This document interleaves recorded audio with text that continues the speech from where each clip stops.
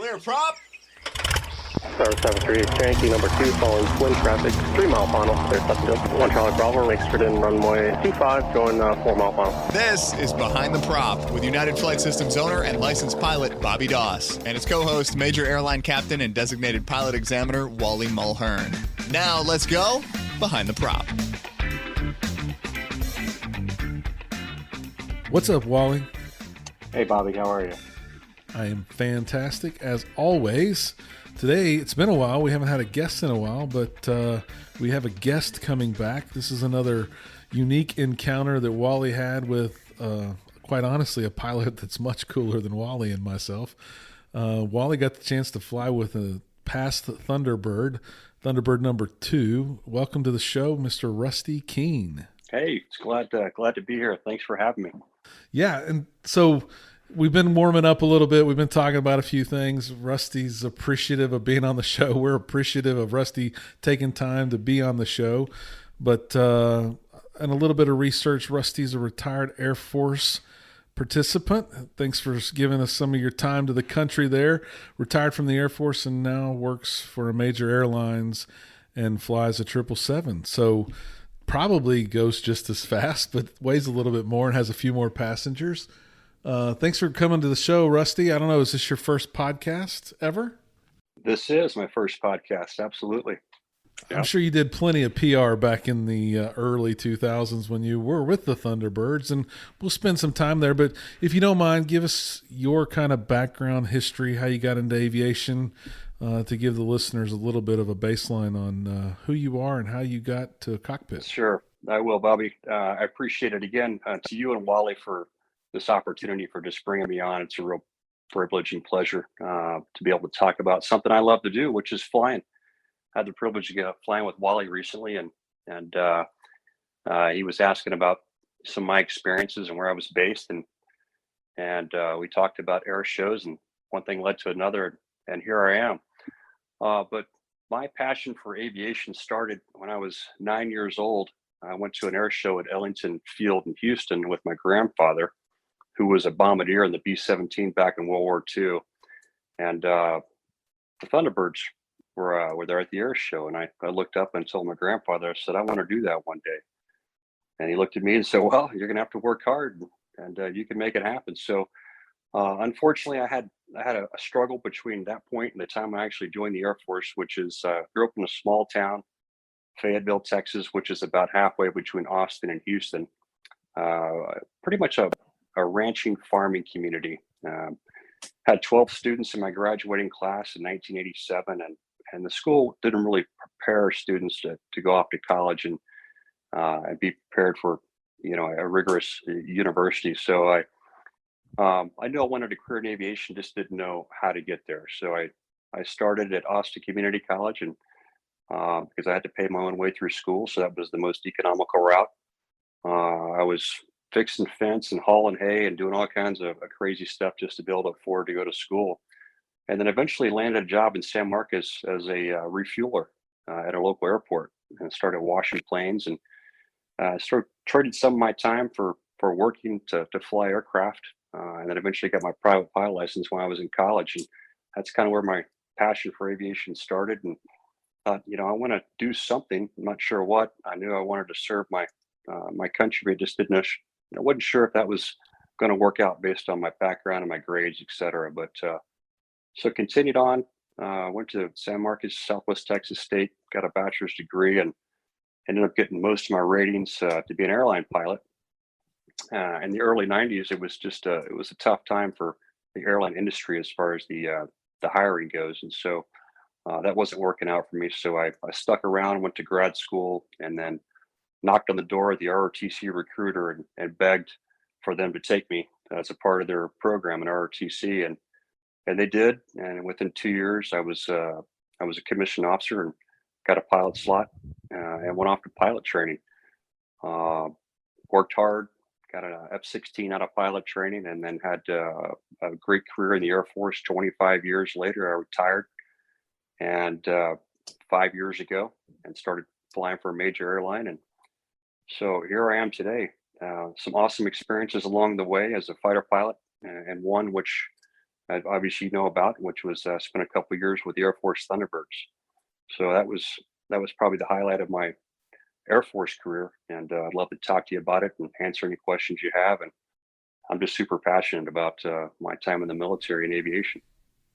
Fantastic. And before we started, I told you, like, these kids that I know nowadays that are writing congressmen at 13 years old, trying to do anything they can to get that flight spot. They're probably jealous of your opportunity and maybe the path you got to it. But I do think the message, it's never going to change. You got to work hard to accomplish the things that are hard. And anybody listening, you should be able to look up and see whatever plane it is in the sky and know that you have a shot to get there. It might not be an easy one, but you got a shot to get there. So you and Wally end up flying together, and Wally's been a hotbed for guests, as all of his first officers have interesting backgrounds and careers, and we will spend time talking about the time in the Thunderbirds. It's interesting that you are kind of a local guy. I still fly a 182 occasionally over to San Marcos and hit the outlet malls with my family and do some school shopping and then fly home. So not too far disconnected in the grand scheme of things. Although when I say Wally and I have 27,000 flight hours, people don't ask me how many I have, but I hope they assume I have about half of those when I really only have about 500. You had more F-16 time before you went to the Thunderbirds than I have all time flying. But so if tell us a little bit about that process. I think every one of us have probably dreamed of being a Thunderbird. I showed you on my background. I have the picture of those same Thunderbirds at Ellington Field at my first air show on my background on my Mac. Tell us a little bit about the process of getting into the Thunderbirds and what's that application look like once you already are an F-16 pilot? Yeah, so the minimum qualification to be a Thunderbird pilot is 1,000 fighter hours. So any fighter aircraft the Air Force has. So that typically takes about 4 to 5 years to accumulate that many hours because you're flying 1 hour at a time. A typical week of flying in a fighter squadron, you're probably flying 4 to 5 times, maybe once a day at 1 hour at a time. So it takes a while to accumulate that many hours. And so it takes about 6 to 7 years. And so once you accumulate the amount of hours that you need, now starts the process of the application, which is a little bit more intensive, which you got to write a letter as to why you want to be a part of this team. You have to also get 5 letters of recommendation from your leadership, people that you worked for in the past or that you can currently work for in the Air Force. And then also your flight records, everything that started with you from the time you entered the Air Force up until the time you apply. So it's important that, if you ever want to apply for a team like this, that you do well in pilot training, and they take a look at your records overall to see how you progressed. At that point, you submit your application. It happens once a year. And typically there's probably 100 to 120 qualified fighter pilots that apply for 2 or 3 positions every year. Once you submit that application, you send it off and you just kind of hope for the best. Well, my first year, I submitted it, waited, nothing. So they gave me basically a rejection letter about 3 months later and said, "We're interested, but you just need a little bit more time in the airplane." And so I get it. So it's all about persistence and how bad you really want this. So I waited again. Next year I applied. I actually got called out to be a semifinalist. And how that works is they bring out 12 pilots for an interview out of however many apply. And again, it's typically 100 to 150 pilots apply. So you go out to Vegas, which is where the Air Force Thunderbirds headquarters is where they're based. And you get to hang out with the current team and they get to know you and ask you questions. And I'll be honest, Bobby, it's at that point, it's a lot less about your qualifications. It's more about, do I like this guy or gal? Can I hang out with them? And I'm just being honest. Yeah, y'all probably do a lot of traveling. Yeah, you're with this group, a very small, intimate group for 2 years. You work together, you play together, you fly very close formations together. So you got to have a lot of trust and confidence, but at the same time, outside of flying, can I hang out with this person? I like them. Are they good for the team? Are they going to be safe? Are they going to be a good representative for the Air Force, because we are a recruiting tool? But in the end, it's just a good match for our team, the individual that they hire. So the second year, I went out for the semifinals, then left, went back to my base in Georgia at the time, and now the list comes out for the finals, which they take it from 12 down to 6. Well, I didn't make the finals my second year, so a little bit crushed. Went home, told my wife, I said, well, it just wasn't meant to be this year for whatever reason, and decided I'm going to apply one more time. So waited another year. Persistence pays off.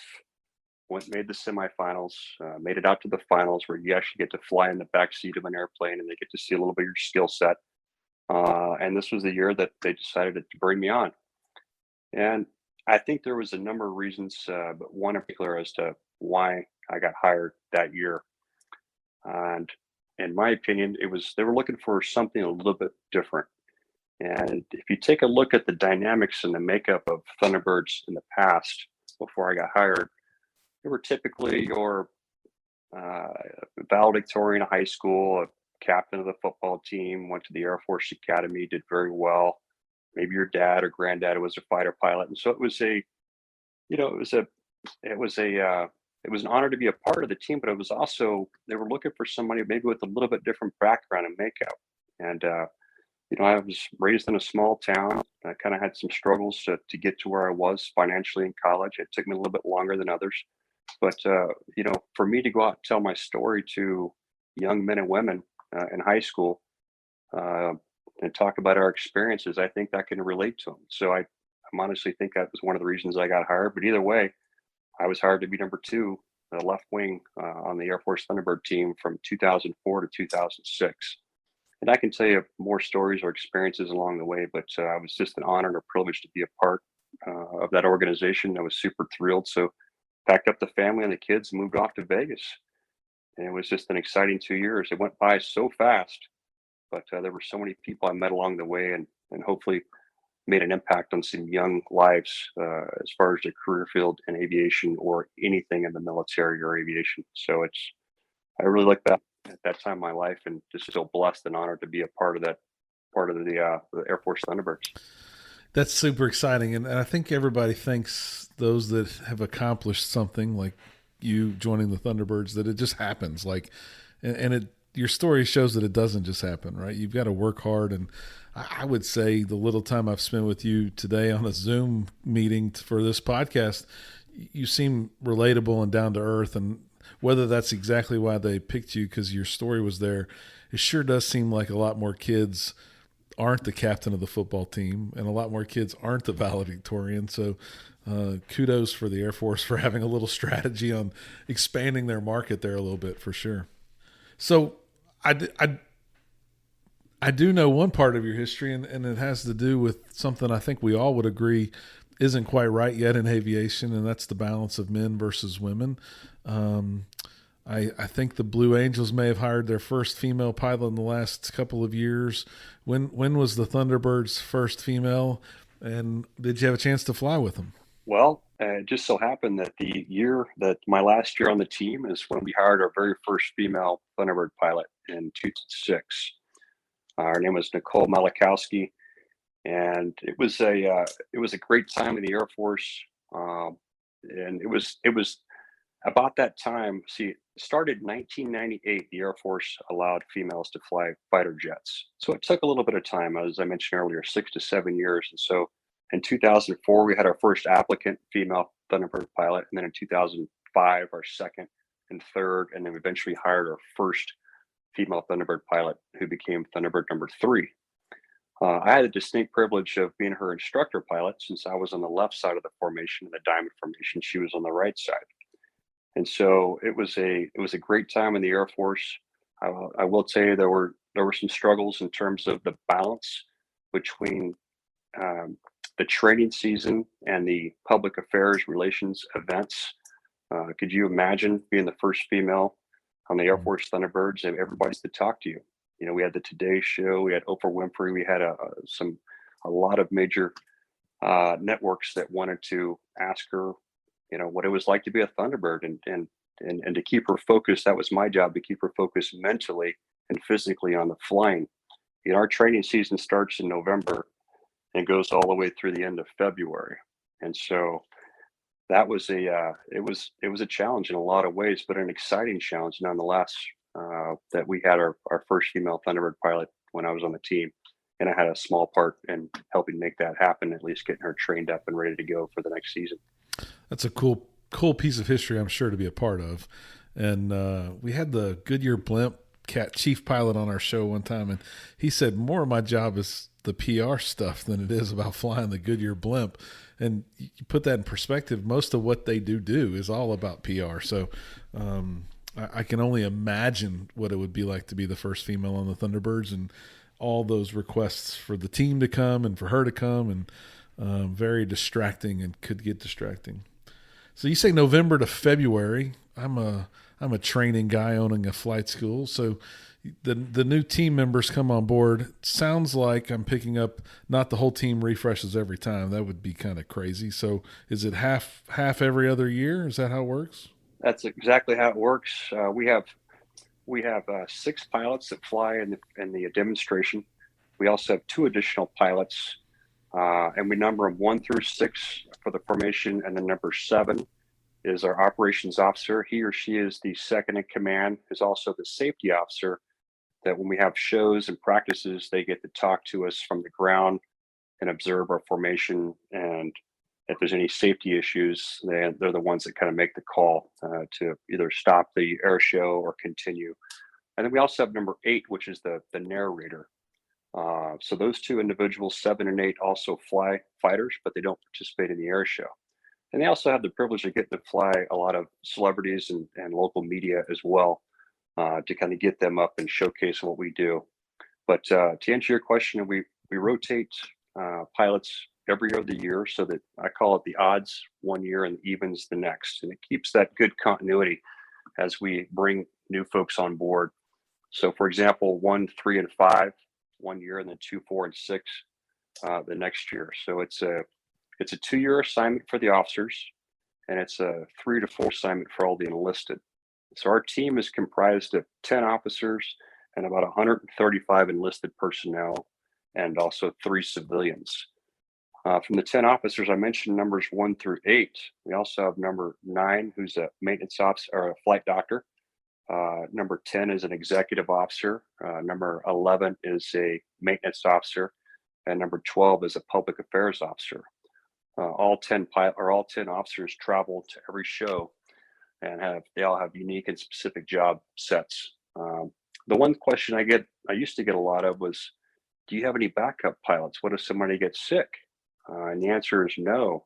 If one of the pilots gets sick, we just fly with the remaining pilots we have. And so, for example, it was in 2005, our number 3 pilot was sick, and we were doing an air show at the Air Force Academy. And so we went out with 5 pilots. And so it was kind of an odd looking formation. As you can picture the diamond formation, picture the diamond, and number 3 is missing. It looks kind of like a Dorito chip. And so it's so I took a bite out of it. That's right. We do what we have to do to kind of get through. And there's always challenges with that, and with also weather and things like that. We can talk about the actual show stuff later if you like, but we do it every other year, and it's 2 years is perfect. And like I said, the enlisted get to stay 3 to 4 years, and these men and women are some of the best we have in the military. It's just a privilege and honor to be a part of working with such a talented group of men and women. So you talked about number 7 and 8. I've probably watched more of them on YouTube and Facebook feed than I have the whole formation, because it's funny to watch the newscaster who thinks they're a fighter pilot for the day fall asleep in about the second turn because they've never pulled 8Gs, and they just kind of fall asleep for a few seconds, and then they come back to life again and act like nothing happened. So I've watched a lot of those videos. They're funny for sure. Yeah, absolutely. And we, as during training season, I've had the opportunity to fly celebrities and local news cast folks as well. And one of the individuals that I had the privilege of flying was a world famous top fuel drag racer by the name of Doug Herbert. Well, I didn't know this when Doug showed up, and I'm going to fly a 2-seater version of our F-16, and he's going to jump in the back seat. He had over 2,500 hours of jet time. He owns his own airplane. Mm-hmm. And so it was really cool to take somebody like that up who has some experience. And so as we took off and we raised the gear, we're 50 feet above the ground at 550 knots. I said, "You ready for some G's, Doug?" He said, "Bring it." So we eased into about 9 G's, and he wanted more. And I said, "Doug, I can't give you any more. 9 G's is the max." So you have both sides of the spectrum where you have those that, after 4 or 5 G, want to throw up and stop flying. Then you've got people like Doug Herbert, who's a world famous drag racer, who wants more. And so it's just neat to be able to go out and showcase what this aircraft's capabilities are, and get to meet some really cool people along the way. Well, I suspect most of them are nervous or scared, but I also suspect most of the guys that fly think they can take a lot more than they can take too, because it's a different dynamic than what their body's used to, I'm sure. I was going to say the fun part of that is we have a camera that will actually look at the individual in the back. So as this is going on, those that get sick, for some reason, they don't want the video to take home. Yeah, I don't know why. Imagine that.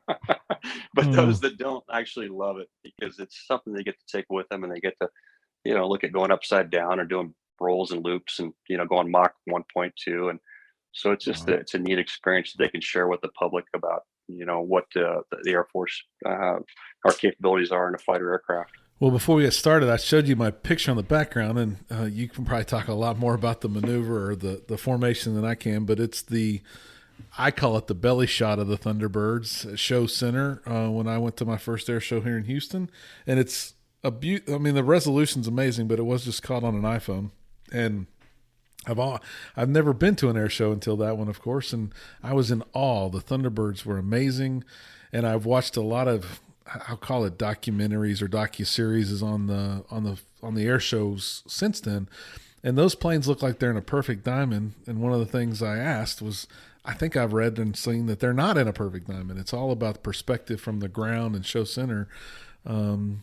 Pick a couple maneuvers that maybe we don't all understand or know what really goes into it, and tell us how the Thunderbirds pull off those tight formations, and maybe are they really as close as they seem, or is it an optical illusion? Give us some inside scoop.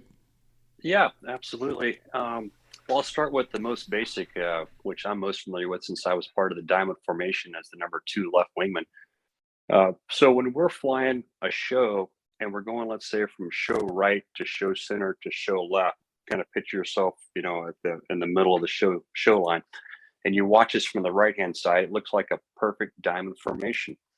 And as the formation progresses from right to center and center to left, that it looks like, again, a perfect diamond formation. What's actually happened in the cockpit with our aircraft is we're moving, like you said, like an optical illusion. So the slot pilot, the number 4, is kind of moving forward and up from show right to center to left. And number 2 and 3 are also repositioning as we continue to make that perfect appearance of a diamond formation from left or from right to left. So and that's all part of the training, and we start out in training season at we're at 3 to 4 feet apart. And by the time we get ready to go to a show season in March, we're flying 18 inches wingtip to wingtip at speeds in excess of 550 knots and pulling upwards to 6 to 7 G's in the diamond formation. And so it's a mental and physical task to maintain that perfect formation position. And one of the ways that we can do that, because all we're doing as wingman number 2, 3, and 4 is we're flying off of lead. And lead plays a very critical role in telling us over the radio what he's doing next, and what maneuver he's going to do next, and how many G's he's pulling, and which direction he's going to turn. So that way we know exactly where we are in relationship to the crowd line, and we know exactly what's happening next, because we're flying so close, with at such fast speeds that it almost allows us to maintain some predictability with what's happening with the show. And so that's what's happening with the diamond formation. The solo pilots, number 5 and 6, they're out there making sure that they're crossing at the exact time over show center. And so everything is based on timing. and precision of getting to a certain location at a certain time, so that you get that appearance, that illusion that if you've seen the show and two aircraft are approaching each other and they're on what we call kind of the collision course, and they rotate, wingtip to wingtip, they're missing each other probably by 50 feet. Well, the crowd, it looks like they're going to run into each other, but obviously they have lateral offset. But their objective is to make sure they get to that perfectly that spot at the right time, plus or minus a second or two. So it's all about precision flying. Yeah, those things look so cool. And I think one of the maneuvers, or one of the things that they do, is they fly with one upside down looking in the cockpit of the other one. I don't know if that's always the same two pilots, but I assume it is, because I guess you don't all practice that. But that's one where I think everyone's seen that Thunderbird picture where it looks like the tip of the rudder or the vertical stabilizer is within inches, literally, not 18, 3 or 4 inches. I'm assuming they're offset, but what's the inside scoop on that maneuver? Well, before I tell you that, there's one thing that people always ask us, whether it's in the autograph line or before a show. Number 5, his number on his show suit is upside down. His number on his aircraft is upside down. So when you see it right side up, he's inverted, and he spends 90% of the show inverted, so that 5 is right side up. And so it's just one of those. Yeah. So what a cool position to fly. When you spend 90% of the time upside down. But yes, there's a lot of safety margins built in, obviously, to the formations that they fly. And it looks like they're right on top of each other, but if you look at it from a different angle, they're offset by 25 to 50 feet, and it takes a lot of practice and a lot of precision to make that look so precise. But those guys get to have a lot of fun for sure. Didn't Maverick and Goose do that in the original Top Gun to the Russian fighter? That's right. That's where it started. You're right. Tapping on the glass, maybe. Hey, let me in. Yeah. Absolutely. So maybe a little bit of the show stuff that isn't the flying. I think the presentation in the beginning is something that is obviously ingrained in the history of the Thunderbirds, and the getting the planes ready for departure and the crew that's supporting it and all that effort. Is there history there other than it's the getting ready to go, or is that something that's ingrained in the Thunderbirds? We have 6 pilots that fly the show, but it takes so many men and women to make it happen on the ground. And for me, one of the coolest shows as a participant watching, now that I've been away from the team and I get to go back and watch shows, I love watching the ground show. These young men and women, they're enlisted airmen that are maintainers, maintaining the aircraft. They actually put on a really cool ground show to music as we march out, as the pilots march out and get in the airplane, and as they launch us. And so they have to practice just as much as we do in the air. They'll practice on the ground, and they take their job very, very serious. There has not been a show that the Air Force Thunderbirds have missed based on a maintenance malfunction, i.e. these airmen, if there's something wrong with one of the aircraft, they've been able to fix it. We've not missed a show since 1953 based on any kind of mechanical failure. Now we've had things go wrong in the air, which will go back and pick up spare aircraft to finish the show. But these men and women on the ground, they take their job as serious and more serious than the pilots do. Because guess what? This is where the show line is, and this is what people see most of. And so it's really cool to see them take their job as serious as they do. And they're out there representing and showcasing teamwork and precision just as much as the pilots are in the air. Yeah, it's a cool sight to see. Back to what I said earlier, as a flight school owner and doing the training, what is the prep work like? You talk about the distances that you fly, but if you're training for 4 months, you guys and girls have to be putting in a lot of practice. I'm assuming it's not all flying. You're in a room. You probably have some models. You're talking about perspective. Like how many man hours or time do you spend preparing? I assume it's your full-time job at that point. It is. And we fly training season, like I mentioned earlier, is from November to end of February.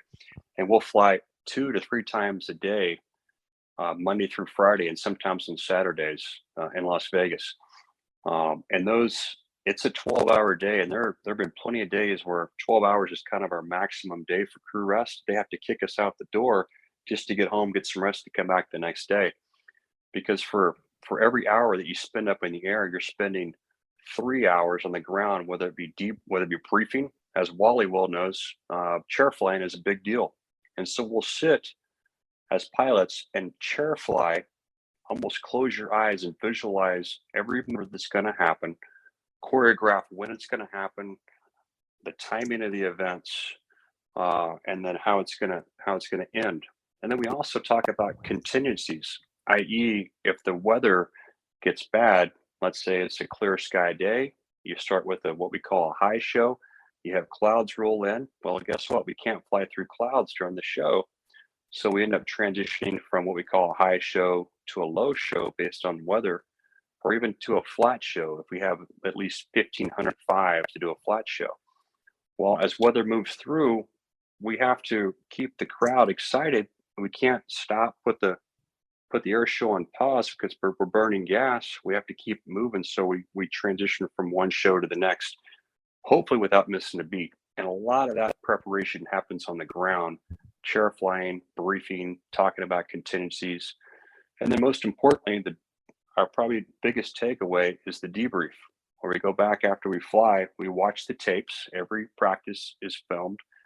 We'll go back into a debriefing room, and we'll watch the tapes, and we'll pause every few seconds and talk about the maneuvers, what we did right, what we did wrong, how we can do better. And so that's kind of big picture. But where it starts, when you start at the training season, when you have no experience flying formations like this, we start off really wide, really high, and then we start bringing them in closer and lower to the ground. And so we'll go through, we might spend a full hour just practicing the bomb burst and then rejoin the bomb burst, or just a couple of different passes. So you've seen the show recently in Ellington, and you're probably familiar with the bomb burst, where the diamond formation splits off and then we all cross and we rejoin back together. So we'll hone that until we get it perfected. And I say perfected, there's never a perfect show, but we try to make it perfect. And if you ever meet somebody pilot who tells you they had the perfect flight or the perfect sortie, tell them to call me, because I haven't to this day. We're always learning. I can understand that for sure. That kind of a maneuver, though, when and I'm more curious as now, but like, are you flying that at 10,000 feet the first few times? Because surely you're not doing that 500 feet off the ground. No, you're absolutely right. We're flying it, between 6,000 and 10,000 feet. We're flying a little bit wider than normal until we start getting more comfortable and bringing it in. So the cool thing about the transition as you come on board the team is that the pilot that's leaving the team, let's say the guy or gal that did us 2 years and they're getting ready to leave, they're the instructor for the first month. And so we put them in the back seat of a 2-seat F-16, and we put the new guy or gal in the front seat. So you get them a couple of repetitions with somebody in the back seat talking to them about, here's the position that you're looking for, here's what the book says, where you need to be. And as you get a little more confidence, you bring it in closer and lower. And then after about a month of that, we go to a single seat aircraft, and the instructor is a part of the formation at that point. And so, for example, when we get to January, February, as I was the instructor for Nicole Malachowski, number 3, I'm her instructor from another airplane.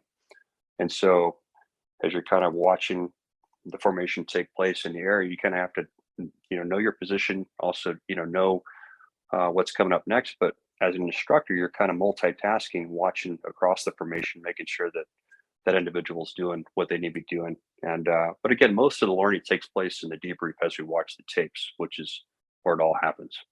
So you mentioned high show and low show. I was familiar with that. This past year, the flight school bought the nicest tickets I could get, and I took my daughter one day and my wife the next day, and we had some really good show center seats. And the first day was about 3,000 overcast, so I think we had the low show day one, and the next day was clear skies, and we had the high show, which was cool for me as the chaperone. I had to go both days, unfortunately, but I got to see both. It was really nice. You said 15.5. Those new pilots listening to our podcast might not understand what that means, but I'm assuming that means 1,500 feet AGL and 5 miles visibility. Y'all do a show in that? Wow. Minimum requirement to do a flat show, which means you're not doing any over the top maneuvers, any rolls or loops. It's all just kind of flat passes in a tight formation. But absolutely, that's what we need as a minimum. Wow, that would be a cool. I mean, the weather would probably suck, but that would be a cool show. Probably not a very bumpy day for you guys in the plains, but what a cool show. That would be up close and personal. No question. Yeah, it's fun. What's the season look like? So now we're February. How many shows? How many cities? It's got to be a lot, and I'm not looking for exacts. Rusty, I'm just kind of to put in perspective what a Thunderbird pilot does over the year. Give us an idea what the whole season looks like. Yeah, once the season kicks early March through end of October, we do about 75 to 80 shows all over the United States, a variety of locations. It changes up pretty much every year. Sometimes we'll repeat the same locations. And then we also do a Europe show and an Asia show. The year that in 2005, I did a South and Central America show where we went down to El Salvador and Acapulco and Guatemala, and that was pretty cool. But that's about a week and a half of the whole show season. But typically, how it works is the team will fly out. So that the narrator is the first one on site to any show location. And I would argue that the narrator is probably the hardest working individual on the team because they have to leave a day early, which is typically on a Wednesday. They go to the show location and they make sure that everything is ready to go, that everybody is expecting us, so that we have all the arrangements that we need to get the logistics, the aircraft on the ground, to get everything unpacked, everything from the hotels to the rental cars, etc. And then talk to the air boss. That's the person in charge of the air show, and just answer any questions they might have. And so that individual will take a 2-seater F-16. He'll take his crew chief in the back seat to the show location on a Wednesday. And on Thursday morning, we'll launch 7 F-16s, number 1 through 7, to a show location. So let's say the show's in New York and we're taking off out of Las Vegas. We'll 99% of the time we'll coordinate with tanker support, so air refuelers that will give us gas along the way, so therefore we don't have to stop at an airport to refuel. And so we'll take off. In that case, we're going to New York. We'll meet up with an air tanker, air refueling, KC-135 or a KC-10 along the way. We'll get our gas. He'll basically take us about maybe 100 to 200 miles from our show location and then top us off. And the reason he tops us off is that we want to show up at our show location with a lot of fuel. And the reason that we want a lot of fuel is we're going to do some aerial surveillance of all the markers on the ground, because it's very important that the pilots have markers on the ground so that we can look at where the show location, the show center is, and primarily for timing of different maneuvers. So you want to pass over certain markers at a certain time so that when you get your formation over show center, your formation is in perfect position. And so we'll get to a show location. The 6 airplanes will fly over at a certain time. We'll split off. We'll take a look at our aerial markers on the ground. We'll join back up. Then we'll pitch out and land. And then we'll join up with the narrator and then kind of go from there. That's a Thursday. On a Friday is what we call our practice day, but I call it the day that we do an air show for the Make-A-Wish Foundation kids. And it's probably one of the most heartfelt days that we have for the week. It's a great day to practice at a new location, but at the end of the practice, we get to spend an hour to 2 hours with these young children, Make-A-Wish Foundation, and just see the smile on their face and get to talk to them. And they all just are super excited to be there and watch airplanes go by and see smoke come out of airplanes and red, white, and blue. And And it's just awesome. That's one of the reasons that, I wanted to become a Thunderbird, was to talk to young men and women about aviation and see them smile. And that day is just so much fun. So that's Friday. We'll go to, typically after that, some PR events, and then we'll do a normal show on a Saturday and a normal show on a Sunday, and then we'll typically fly back to Las Vegas on Monday morning, and then Tuesday is a practice day, and Wednesday is our day off. I say day off. We typically go in and we coordinate for tanker support for the following Thursday. So it's a continuous flow of events. And I tell you that the energy is so high that you really don't feel like you're working, but at the same time, you're busy all the time, if that makes sense. It's a whole lot of fun. I did leave out one of my favorite things is on a Friday before the practice show, the pilots get to go out to different locations, whether it be school visits, hospital visits, Boy Scouts, Girl Scouts, etc.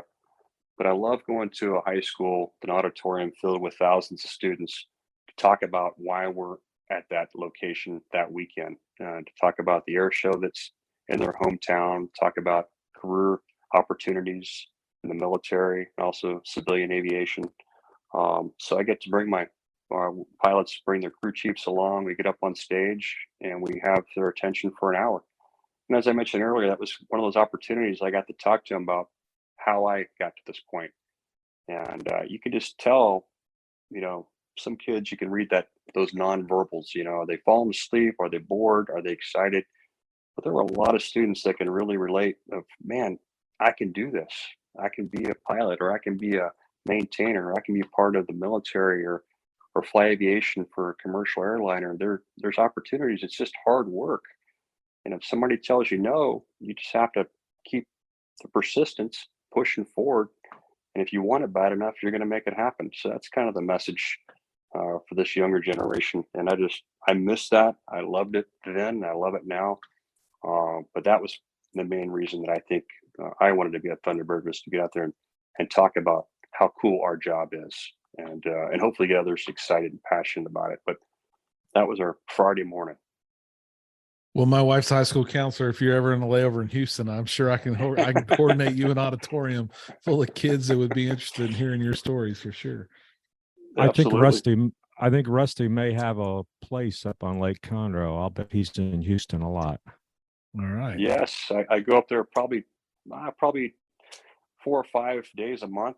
In fact, we're after we finish this, my wife and I are packing up and going to Lake Conroe. So any chance I can get to go out there and talk to, young men and women about aviation, I would love that. I'll shoot you an email. There's a Air Force ROTC guy at the high school my wife doesn't work at, and I'm very connected. We'll figure out some opportunities if you really want to do it. We can get a lot of kids excited about aviation and all the things that are possible for sure. Well, what I'll bring some videos of actual air shows that I was in back in 2005 and 6, and then bring a helmet, a flight suit, some, a G suit. They can put some stuff on, as opposed to just sitting there. They can interact, and that's the kind of stuff I love, and I think they love too. So absolutely, awesome. Count me in. Well, I was just going to comment, Rusty. You talked about the Make-A-Wish kids. The airline that we both work for does a lot of work with Make-A-Wish, and I fly to Hawaii a lot. And I would say a good 30% of our flights to Hawaii, we have Make-A-Wish families on board. We had 2 of them yesterday, 2 5-year-olds, a little boy and a little girl. And, I can't tell you the feeling of emotion that comes over you when we invite that family up to the flight deck before or after the flight, and just to maybe give that family a couple minutes of maybe not thinking about a sickness or something like that, but it's just a heartwarming feeling to be able to do that. Yeah, no, you're spot on, Wally. I love the fact that you do that and you stay engaged, and I'm sure you give them the little wings that just watch them light up. That's fantastic. A little girl came up yesterday, and I called her by name, and the father said, "How'd you know her name?" And I said, "Well, we know the name of all our very important passengers."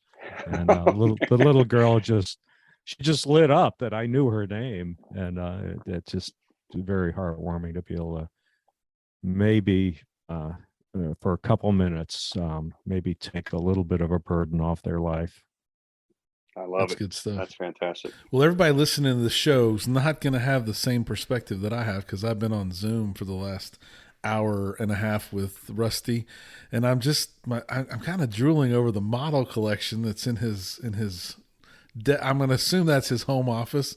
The Thunderbird model, I'm sure it's not plastic. I'm sure it's metal. It looks amazing. So I wish I had some of those in my flight school. I got to say, you've been lucky, Rusty. I can tell you give back, and hopefully a little bit of what we do at Behind the Prop podcast gives back to aviation as well. Thank you so much for being on the show today and giving some of your time and sharing your story with all of our listeners. And hope to see you and get to meet you face to face sometime soon. As always, everybody, fly safely and stay behind the prop while Rusty's staying in front of the sound barrier, I guess. Till next week.